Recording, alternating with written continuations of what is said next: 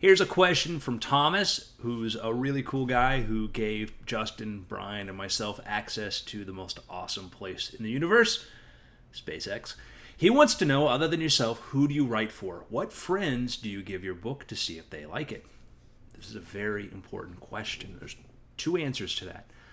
First, of course, I do write for myself. But then, as far as the audience, I usually think of the Weird Things audience. That's the people that listen to my Weird Things podcast that I do with Justin and Brian, because those people have a lot of the same interests that I do. And I think that if those people be interested into it, there'll be a lot of other people who might be into it as well.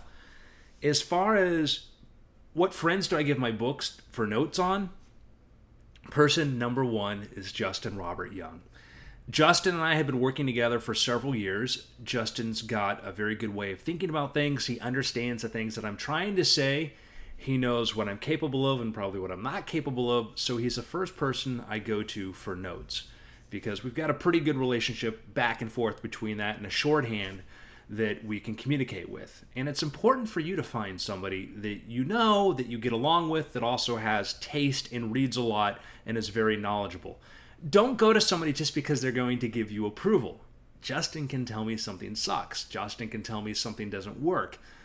And I may yell and scream and throw things, but eventually I will accept that. Maybe I might push back, but ultimately I value his input. Cultivate somebody like that for yourself. It's going to be one of your friends or maybe somebody you don't know. Go to writing workshops, talk to people who actually know what's going on. I think a big mistake that's made by many aspiring writers is they get feedback from everybody, which is fine, but they don't know how to value it. Some people know writing better than others. I'm hesitant to give other people writing feedback because I'm very, very particular in what I like and what I don't like and what feels cliche to me, which might be great for somebody else. And I would very much try to put my own voice into something where that's not what it's needed, and that's critical.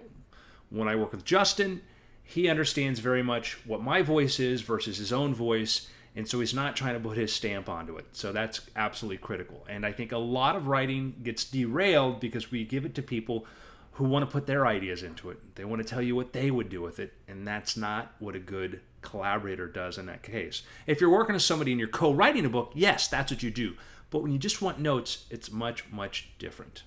So that's what I do. I go to Justin, and with the Angel Killer series, I have Hannah Wood, who's my editor on that. I have my agent, Erica Silverman.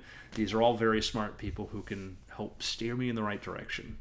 Get into there, cultivate somebody, work with somebody. Justin and I have had conversations for years about writing and story structure and what's good and what's not. And so we've sort of taught each other how to communicate and how to do that. You can do that too.